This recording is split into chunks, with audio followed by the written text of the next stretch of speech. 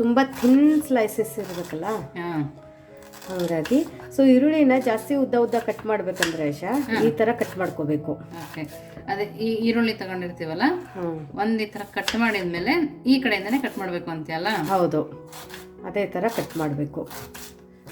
ನೋಡಿ ಎಲ್ಲ ಈರುಳ್ಳಿನೂ ಇದೇ ಥರ ಕಟ್ ಮಾಡ್ಕೊಂಡು ಬಂದಿರಬೇಕು. ನೋಡಿ ಎಷ್ಟು ಥಿನ್ನಾಗಿ ಸ್ಲೈಸಸ್ ಆಗಿದ್ದಾವೆ ನೋಡಿ. ಇವಾಗ ಇದನ್ನೇನು ಮಾಡೋಣ ಅಂದರೆ ಆಶಾ ಒಂದು ಪ್ಲೇಟಲ್ಲಿ ಹಾಕೊಂಡು ಬರೋಣ. ನೋಡಿ ಈರುಳ್ಳಿನ ಒಂದು ಪ್ಲೇಟಿಗೆ ಹಾಕೊಂಡು ಬಂದಿದ್ದೀವಿ. ಇವಾಗ ಸಣ್ಣದಾಗಿ ಕಟ್ ಮಾಡಿದ ಪುದೀನ ಕೂಡ ಸೇರಿಸ್ಕೊಳ್ತಾ ಇದ್ದೀವಿ. ನೋಡಿ ರುಚಿಗೆ ಉಪ್ಪನ್ನು ಹಾಕೊಳ್ಳೋಣ. ನಿಮಗೆ ಈರುಳ್ಳಿಗೆ ಎಷ್ಟು ಉಪ್ಪು ಬೇಕೋ ಅಷ್ಟು ಉಪ್ಪನ್ನು ಇವಾಗಲೇ ಹಾಕ್ಕೊಳ್ಳಿ. ಅದ್ರ ಜೊತೆನೆ ಇಲ್ಲಿ ನಾನು 1/4 ಕಪ್ಪದಷ್ಟು ಮೊಸರನ್ನು ಹಾಕೋತಾ ಇದ್ದೀನಿ. ನಾರ್ಮಲ್ ಮೊಸರು, ಜಾಸ್ತಿ ಹುಳಿ ಇರಬಾರ್ದು. ನೋಡಿ ಇವಾಗ ನೀಟಾಗಿ ನಾವು ಕೈಯಲ್ಲಿ ಕಿವುಚ್ತೀವಲ್ಲ ಆ ಥರ ಕಿವುಚಿ ಕಲಸ್ಕೊಬೇಕು. ಮೊಸರು ಜೊತೆಗೆ ಈರುಳ್ಳಿ ಸಹ ಚೆನ್ನಾಗಿ ಬೆರಿಬೇಕು. ಆ ಥರ ನಾವು ಇದನ್ನು ಕಲಸ್ಕೊಬೇಕು. ಈ ಥರ ಕಲಸ್ಕೊಳ್ಳೋಣ ಆಶಾ. ಈರುಳ್ಳಿಗೆ ನೀರು ಬಿಡುತ್ತೆ. ಆಮೇಲೆ ಮೊಸರು ಹಾಕೋದ್ರಿಂದ ತುಂಬ ಒಳ್ಳೆ ಫ್ಲೇವರು ಮತ್ತು ಟೇಸ್ಟ್ ಕೊಡಿಸುತ್ತೆ. ಓಕೆ, ತುಂಬ ಚೆನ್ನಾಗಾಗುತ್ತೆ ಈ ರೆಸಿಪಿ. ಸೊ ಎಲ್ಲರೂ ಇಷ್ಟಪಡ್ತಾರೆ. ನೋಡೋಕೆ ಕೂಡ ಚೆನ್ನಾಗಿ ಕಾಣಿಸ್ತಿದೆ ನೋಡಿ. ಹೌದು, ನೋಡಿ ನಾವು ಈ ಥರ ಕಲ್ಸ್ಕೊಂಡ್ ಬಂದಿದ್ದೀವಲ್ಲ, ಇದನ್ನ ಪಕ್ಕಕ್ಕಿಟ್ಟು ನೆಕ್ಸ್ಟ್ ಏನು ಮಾಡೋದು ಅಂತ ನೋಡೋಣ ಬನ್ನಿ. ನೋಡಿ ಇಲ್ಲಿ ಹಸಿ ಆಲೂಗಡ್ಡೆನ ತಗೊಂಡಿರೋದು, ಮೇಲ್ಗಡೆ ಸಿಪ್ಪೆನ ತಗೊಂಡಿದ್ದೀವಿ. ಮೀಡಿಯಮ್ ಸೈಜ್ ಆಲೂಗಡ್ಡೆ ಇದೆ. ನಿಮಗೆ ಯಾವ ಸೈಜ್ ಆಲೂಗಡ್ಡೆ ಬೇಕು ಆ ಥರನೂ ನೀವು ತಗೋಬಹುದು. ಇವಾಗ ಈ ಆಲೂಗಡ್ಡೆನ ನಾವು ಗ್ರೇಟರಿಂದ ಈ ಥರ ನೀಟಾಗಿ ತುರ್ಕೊಳ್ಳೋಣ. ನೋಡಿ ಈ ಥರ ಸಣ್ಣದಾಗಿ ನಾವು ಇದನ್ನು ತುರ್ಕೋಬೇಕು. ನಾವು ಇದನ್ನು ಬೇಯಿಸಿಲ್ಲ, ಹಸಿ ಆಲೂಗಡ್ಡೆನೇ ಯೂಸ್ ಮಾಡ್ತಾ ಇದ್ದೀವಿ. ಹೌದು, ನೋಡಿ ತುರಿದಿರೋ ಆಲೂಗಡ್ಡೆನ ನಾವು ಈ ಥರ ನೀರಿಗೆ ಹಾಕೊಬೇಕು, ಇಲ್ಲಾಂದರೆ ಕಪ್ಪು ಬರುತ್ತೆ. ಸೊ ಈ ಥರ ನೀರಿಗೆ ಹಾಕಿ ನೆಕ್ಸ್ಟ್ ಏನು ಮಾಡೋದು ಅಂತ ನೋಡೋಣ ಬನ್ನಿ. ನೋಡಿ ಇವಾಗ ಸಬ್ಸಿಗೆ ಸೊಪ್ಪು ತಗೊಂಡಿದ್ದೀವಲ್ಲ, ಇದನ್ನು ಕೂಡ ಸಣ್ಣದಾಗಿ ಕಟ್ ಮಾಡ್ಕೊಬೇಕು. ನಾವು ಸೊಪ್ಪನ್ನು ಯಾವುದಕ್ಕೆ ಬಳಸಿದ್ರು ಹೆಲ್ದಿಯಾಗಿರುತ್ತೆ. ನೋಡಿ ಇದನ್ನು ಕೂಡ ಸಣ್ಣದಾಗಿ ಕಟ್ ಮಾಡ್ಕೊಂಬರ್ತೀನಿ.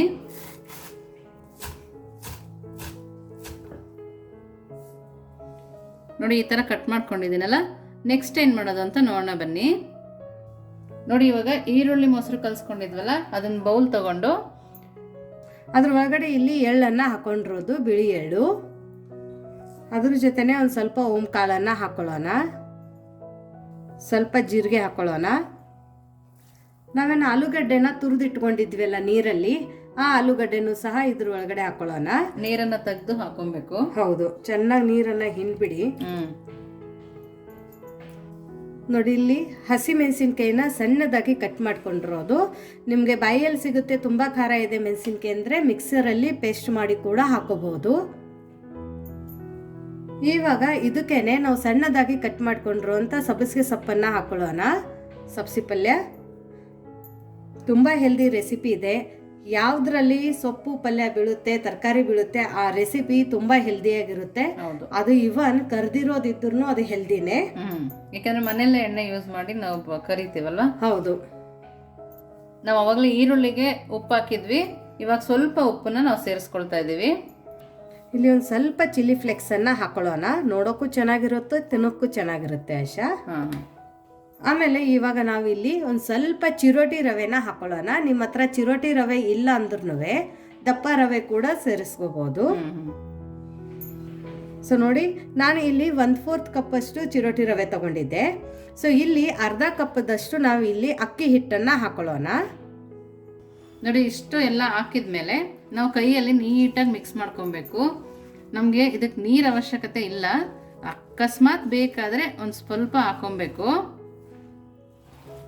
ಸೊ ನೋಡಿ ಸೊಪ್ಪು, ಈರುಳ್ಳಿ, ಮೊಸರು, ಆಮೇಲೆ ಮಸಾಲೆ ಎಲ್ಲದನ್ನೂ ನೀಟಾಗಿ ಕಲಿಸ್ಕೊಳ್ಳೋಣ. ಅಕಸ್ಮಾತ್ ಹಿಟ್ಟು ಇನ್ನೂ ಬೇಕು ಅಂದರೆ ಆಶಾ ಅಕ್ಕಿ ಹಿಟ್ಟನ್ನು ಹಾಕೋಬೇಕು. ಇವನ್ ಈ ರೆಸಿಪಿ ಆಶಾ ಮೈದಾ ಹಿಟ್ಟಲ್ಲಿನೂ ಮಾಡ್ತಾರೆ. ಬಟ್ ನಾವು ಒಂದ್ ಸ್ವಲ್ಪ ಮೈದಾ ಹಿಟ್ಟನ್ನ ಅವಾಯ್ಡ್ ಮಾಡ್ತೀವಿ. ಅದಕ್ಕೋಸ್ಕರ ಇಲ್ಲಿ ನಾನು ಅಕ್ಕಿ ಹಿಟ್ಟನ್ನ ಹಾಕೊಂಡಿದ್ದೀನಿ. ಇಲ್ಲ ಅಂದ್ರೆ ನೀವು ಜೋಳದ ಹಿಟ್ಟು ಅಥವಾ ಗೋಧಿ ಹಿಟ್ಟಲ್ಲಿ ಕೂಡ ಈ ರೆಸಿಪಿನ ಮಾಡ್ಕೋಬಹುದು. ಅದನ್ನು ಬೇಡ ಅಂದ್ರೆ ಕಡಲೆ ಹಿಟ್ಟಲ್ಲಿನೂ ಮಾಡ್ಕೋಬಹುದು.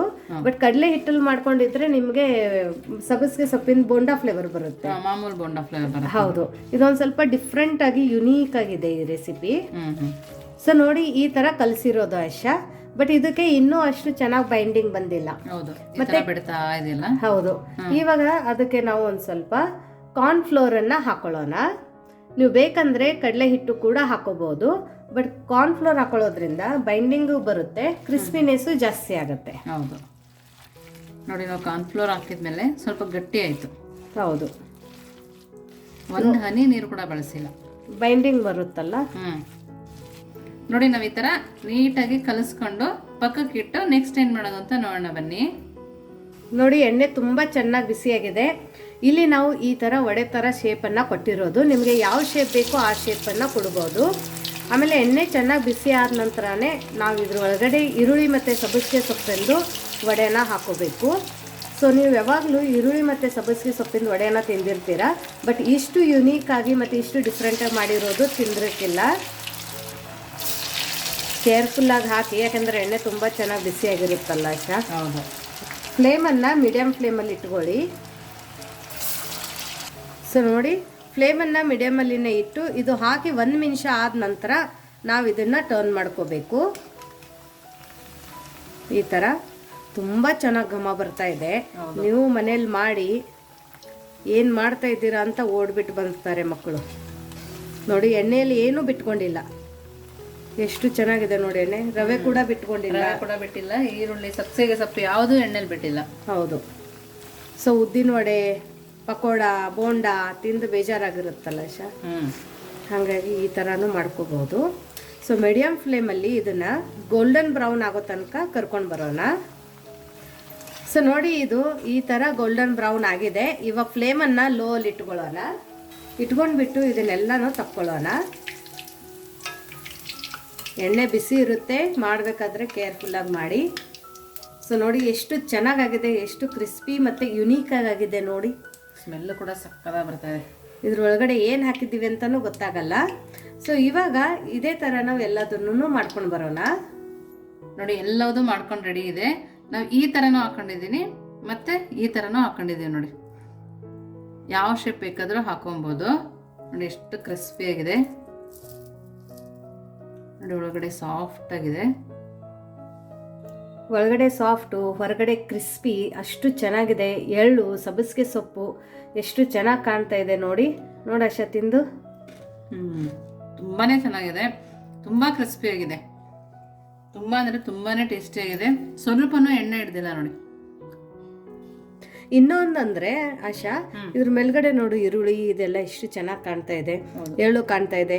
ಏನ್ ಹಾಕಿ ಮಾಡಿದೀವಿ ಅಂತಾನೆ ಗೊತ್ತಾಗಲ್ಲ. ಇದನ್ನ ನಾವು ಕಡಲೆ ಹಿಟ್ಟಿಂದ ಮಾಡಿದೀವಿ ಅಂತ ಎಲ್ಲರೂ ಅನ್ಕೋತಾರೆ, ಬಟ್ ಇದ್ರ ಒಳಗಡೆ ಸೋಡಾ ಇಲ್ಲ, ಇನೋ ಇಲ್ಲ, ಕಡಲೆ ಹಿಟ್ಟು ಇಲ್ಲ, ಆಮೇಲೆ ಯಾವುದೇ ಗೋಧಿ ಹಿಟ್ಟಿಲ್ಲ, ಮೈದಾ ಇಲ್ಲ. ಬಟ್ ಅಂತೂ ನಾವು ಈ ಥರ ಒಂದು ಹೆಲ್ದಿ ರೆಸಿಪಿನ ಇನ್ಸ್ಟಂಟಾಗಿ ಯಾವ ಥರ ಮಾಡಿದ್ದೀವಿ ಅಂತ ನೀವು ನೋಡಿದ್ದೀರಾ. ಮನೇಲಿ ಇರುವಂಥ ಸಾಮಗ್ರಿನೇ ಬಳಸಿಬಿಟ್ಟು ಮಾಡ್ಕೊಂಡಿರುವಂಥ ರೆಸಿಪಿ.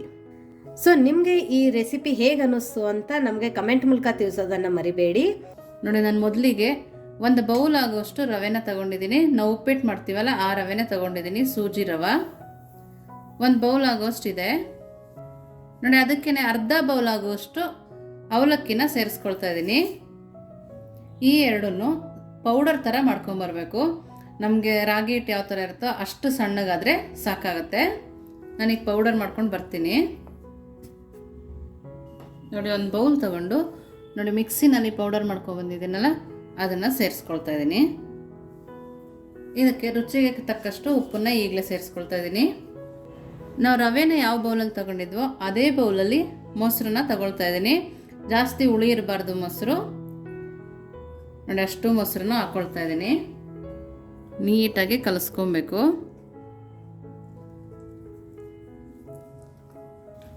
ಸಂಜೆ ಮಕ್ಕಳು ಸ್ಕೂಲಿಂದ ಬಂದಾಗ ಕೂಡ ಈಸಿಯಾಗಿ ನಾವು ಮಾಡಿಕೊಡ್ಬೋದು. ತುಂಬಾ ಇಷ್ಟಪಡ್ತಾರೆ. ಇವಾಗ ಮಳೆ ಚಳಿ ಇರೋದ್ರಿಂದ ಸಂಜೆ ಟೈಮ್ ಕೂಡ ಹಸಿವಾಗುತ್ತೆ, ಆಗ ಕೂಡ ಮಾಡ್ಕೊಬೋದು. ನಾವು ದಿಢೀರಾಗಿ ಮಾಡ್ಕೊಬೋದು. ನಾವು ಉದ್ದಿನ ವಡೆ ಮಾಡ್ಕೊಬೇಕಾದ್ರೆ ಉದ್ದಿನ ಬೇಳೆ ನೆನೆಸ್ಬೇಕು, ರುಬ್ಬಬೇಕು. ಅದು ಈಸಿಯಾಗಿ ಮಾಡ್ಕೊಬೋದು, ನೆನೆಯಂಗಿರಲ್ಲ. ನೋಡಿ, ಇವಾಗ ಈ ಥರ ಮಾಡ್ಕೊಂಡಿದ್ದೀನಲ್ಲ. ನೋಡಿ, ಒಂದು 5 ನಿಮಿಷ, 5ರಿಂದ 10 ನಿಮಿಷದವರೆಗೆ ನೆನೆಸ್ಕೊತೀನಿ ಇದನ್ನು. ನೋಡಿ, ಒಂದು ಪ್ಲೇಟ್ ಮುಚ್ಚಿಬಿಟ್ಟು 15 ನಿಮಿಷ ಹಾಗೆ ಬಿಟ್ಟಿರ್ತೀನಿ. ನೋಡಿ, ಇವಾಗ ಹಿಟ್ಟು ನೆಂದಿದೆ. ನೋಡ್ತಾ ಇದ್ದೀರಲ್ಲ, ನಾವು ಸ್ವಲ್ಪನೂ ನೀರು ಹಾಕಿಲ್ಲ, ಹಾಗೆ ಮೊಸರಲ್ಲೇ ಕಲಿಸ್ಕೊಂಡಿರೋದು. ಇದಕ್ಕೆ ಸ್ವಲ್ಪನೂ ನೀರು ಹಾಕಬಾರ್ದು. ನೋಡಿ ಈ ಥರ ಗಟ್ಟಿಯಾಗಿದೆ. ನಾವು ಇದಕ್ಕಿವಾಗ ಸ್ವಲ್ಪ ಹಸಿಮೆಣಸಿನ್ಕಾಯಿ, ಸಣ್ಣದಾಗಿ ಒಂದು ಅರ್ಧ ಈರುಳ್ಳಿನ ಕಟ್ ಮಾಡ್ಕೊಂಡಿದ್ದೆ. ನೋಡಿ ಈ ಥರ ಕಟ್ ಮಾಡ್ಕೊಬೇಕು, ಈ ಸೈಜಲ್ಲಿ. ಅದನ್ನು ಕೂಡ ಸೇರಿಸ್ಕೊಳ್ತಾ ಇದ್ದೀನಿ. ನೋಡಿ ಸ್ವಲ್ಪ ಜೀರಿಗೆ ಹಾಕ್ಕೊಳ್ತಾ ಇದ್ದೀನಿ, ಕೊತ್ತಂಬರಿ ಕೂಡ ಸ್ವಲ್ಪ ಹಾಕ್ಕೊಳ್ತಾ ಇದ್ದೀನಿ, ಕರಿಬೇವಿನ ಸೊಪ್ಪು ಕೂಡ ಹಾಕ್ಕೊಳ್ತಾ ಇದ್ದೀನಿ, ಸಣ್ಣದಾಗಿ ಕಟ್ ಮಾಡಿದ್ದೀನಿ. ನೋಡಿ ಶುಂಠಿನ ತುರಿದ್ಬಿಟ್ಟು ಹಾಕ್ಕೊಳ್ತಾ ಇದ್ದೀನಿ. ನೋಡಿ ಆಲೂಗಡ್ಡೆನ ಬೇಯಿಸಿ ತೆಗೆದಿಟ್ಕೊಂಡಿದ್ದೆ. ನೋಡಿ ಸಿಪ್ಪೆ ತೆಗೆದಿದ್ದೀನಿ. ಒಂದು ಮೀಡಿಯಮ್ ಸೈಜ್ ಆಲೂಗಡ್ಡೆನ ಬೇಯಿಸ್ಕೊಂಡಿದ್ದೀನಿ. ನೋಡಿ ನಾವು ಈ ಥರ ಹಾಕೋದ್ರಿಂದ ತುಂಬಾ ಚೆನ್ನಾಗಿ ಬರುತ್ತೆ, ಕ್ರಿಸ್ಪಿಯಾಗಿ ಬರುತ್ತೆ. ನೋಡಿ ಈ ಥರ ಹಾಕೊಬೇಕು, ಚೆನ್ನಾಗಿ ಸ್ಮ್ಯಾಶ್ ಮಾಡಿ ಸೇರಿಸ್ಕೊಬೇಕು. ನೋಡಿ ನಾನು ಒಂದು ಆಲೂಗಡ್ಡೆನ 3 ಭಾಗ ಮಾಡಿ ಹಾಕ್ಕೊಂಡಿದ್ದೆ ಬೇಯೋಕ್ಕೆ. ಅದನ್ನು ಇವಾಗ ಸೇರಿಸ್ಕೊಂಡಿದ್ದೀನಿ. ನೋಡಿ ನೀಟಾಗಿ ಇದನ್ನು ಕಟ್ ಮಾಡಿ ಕಲಿಸ್ಕೊಬೇಕು ನಾವು. ನೋಡಿ ಈ ಥರ ಮಿಕ್ಸ್ ಮಾಡ್ಕೊಬೇಕು, ಚೆನ್ನಾಗಿ ಸ್ಮ್ಯಾಶ್ ಮಾಡಿ ಮಿಕ್ಸ್ ಮಾಡ್ಕೊಬೇಕು. ನೋಡಿ ಈ ಥರ ಕೈಯಲ್ಲೇ ಕಲಿಸ್ಕೊಬೇಕು. ಆಲೂಗಡ್ಡೆನೇ ಚೆನ್ನಾಗಿ ಸ್ಮ್ಯಾಶ್ ಮಾಡಿ ಕಲಿಸ್ಕೊಬೇಕು. ನೋಡ್ತಾ ಇದ್ದೀರಲ್ಲ, ನಾವು ನೀರು ಹಾಕದೇ ಕಲಿಸ್ಕೊಂಡಿದ್ದೀವಿ, ಆದ್ರೂ ಸ್ವಲ್ಪನೂ ಗಟ್ಟಿ ಅನ್ನಿಸ್ತಾ ಇಲ್ಲ. ನೋಡಿ ಇವಾಗ ಸ್ವಲ್ಪ ಅಡುಗೆ ಸೋಡಾನ ಹಾಕ್ಕೊಳ್ತಾ ಇದ್ದೀನಿ, ಇಂಗನ್ನು ಕೂಡ ಸೇರಿಸ್ಕೊಳ್ತಾ ಇದ್ದೀನಿ.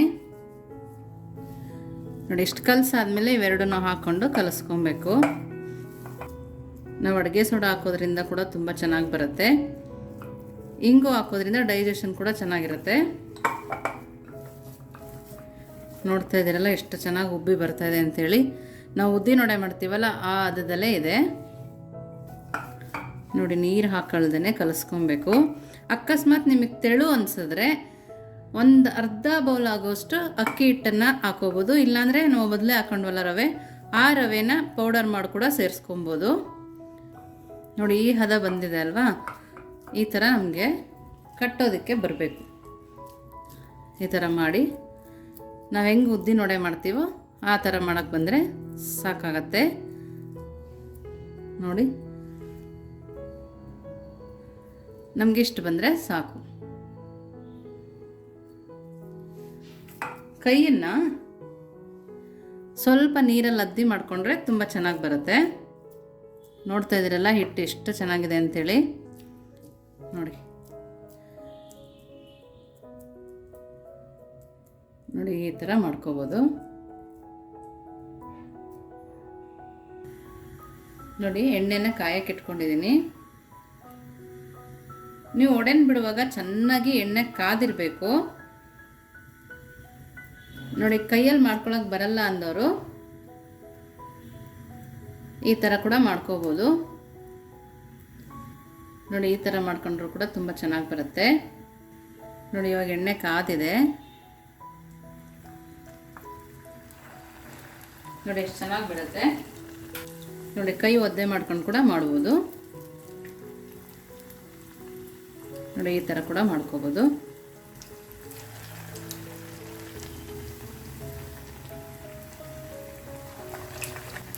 ನೋಡ್ತಾ ಇದ್ದೀರಲ್ಲ, ಮಕ್ಕಳು ಸಂಜೆ ಬರೋ ಅಷ್ಟರೊಳಗೆ ಒಂದು ಅರ್ಧ ಗಂಟೆ ಒಳಗೆ ಮಾಡಿಟ್ಕೊಂಡ್ಬಿಡ್ಬೋದು.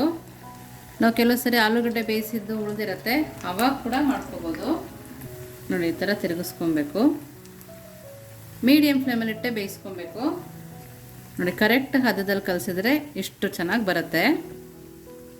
ನೋಡಿ ಕಾಣಿಸ್ತಾ ಇದೆಯಲ್ಲ ಎಷ್ಟು ಚೆನ್ನಾಗಿದೆ. ನೋಡಿ ನಿಮ್ಗೆ ಎಣ್ಣೆ ಏನು ಎಳಿತಾ ಇದೆ ಅಂತ ಅನ್ಸಿದ್ರೆ ಸೋಡಾ ಜಾಸ್ತಿ ಹಾಕಿದ್ದೀರಾ ಅಂತ. ನೋಡಿ ಎರಡೂ ಸೈಡು ತಿರುಗಿಸಿ ಬೇಯಿಸ್ಕೊಬೇಕು. ನೋಡಿ ಎರಡೂ ಸೈಡು ಬೇಯಿಸ್ಕೊಂಡಿದ್ದೀನಿ. ನೋಡಿ ಯಾವ ಥರ ಕಲರ್ ಬಂದಿದೆ ನೋಡ್ತಾ ಇದ್ದೀರಲ್ಲ, ತುಂಬಾ ರುಚಿಯಾಗಿದೆ. ನೋಡಿದ್ರೆ ಸಡನ್ನಾಗಿ ಉದ್ದಿನ ವಡೆ ಥರನೇ ಕಾಣಿಸುತ್ತೆ. ರವೆ ಮತ್ತು ಅವಲಕ್ಕಿನ ಬಳಸಿ ಕೂಡ ಈ ಸುಲಭವಾಗಿ ಮಾಡ್ಕೊಬೋದು. ನೋಡಿ ಎಣ್ಣೆ ಕೂಡ ಎಳೆದಿಲ್ಲ. ನಾನು ಎಲ್ಲವುದನ್ನು ಅದೇ ಥರ ಮಾಡ್ಕೊಳ್ತೀನಿ. ನೋಡಿ ಇದು ಕೊನೆಗೆ ಹಾಕಿದ್ನಲ್ಲ, ಇನ್ನು ಸ್ವಲ್ಪ ಬೇಯಬೇಕು. ತುಂಬಾ ಕ್ರಿಸ್ಪಿಯಾಗಿ ಬರುತ್ತೆ ಮಾತ್ರ. ನೋಡಿ ರೆಡಿ ಇದೆ. ನಾನು ಬೇರೆದು ಕೂಡ ಮಾಡ್ಕೊಂಡು ಬರ್ತೀನಿ. ಇವಾಗ ನೋಡಿ ರೆಡಿ ಇದೆ. ನೋಡಿ ತುಂಬಾ ಚೆನ್ನಾಗಿದೆ, ತುಂಬ ಟೇಸ್ಟಿಯಾಗಿ ಕೂಡ ಇತ್ತು. ನೋಡಿ ಎಲ್ಲದನ್ನು ಮಾಡ್ಕೊಂಡಿದ್ದೀನಿ. ನಿಮ್ಗೆ ಯಾರು ಮನೆಗೆ ರಿಲೇಟಿವ್ಸ್ ಬಂದರೆ ಅರ್ಜೆಂಟಾಗಿ ಕೂಡ ಮಾಡ್ಕೊಬೋದು. ಏನು ಮಾಡೋದಪ್ಪ ಅಂತ ಟೆನ್ಷನ್ ಇರಲ್ಲ, ತುಂಬ ಸುಲಭವಾಗಿ ಕೂಡ ಮಾಡ್ಕೊಬೋದು. ನೋಡ್ತಾ ಇದ್ದೀರಲ್ಲ, ನೋಡಿ ಮೇಲೆ ಲೇಯರ್ ಕೂಡ ಎಷ್ಟು ಚೆನ್ನಾಗಿ ಬಂದಿದೆ. ಕಟ್ ಮಾಡಿ ತೋರಿಸ್ತೀನಿ ನೋಡಿ. ನೋಡಿ ಒಳಗಡೆ ಕೂಡ ಎಷ್ಟು ಚೆನ್ನಾಗಿ ಬಂದಿದೆ, ಹೊರಗಡೆ ಕೂಡ ತುಂಬಾ ಚೆನ್ನಾಗಿದೆ. ನೋಡಿ ತುಂಬ ರುಚಿಯಾಗಿರುತ್ತೆ. ನೀವು ಒಂದ್ಸರಿ ಮಾಡಿ ಹೇಗಿತ್ತು ಅಂತ ವಿಶ್ಫುಲ್ ಅಡುಗೆ ಮನೆಗೆ ಕಮೆಂಟ್ ಮಾಡಿ, ಲೈಕ್ ಮಾಡಿ, ಶೇರ್ ಮಾಡಿ, ಸಬ್ಸ್ಕ್ರೈಬ್ ಮಾಡಿ. Thank you.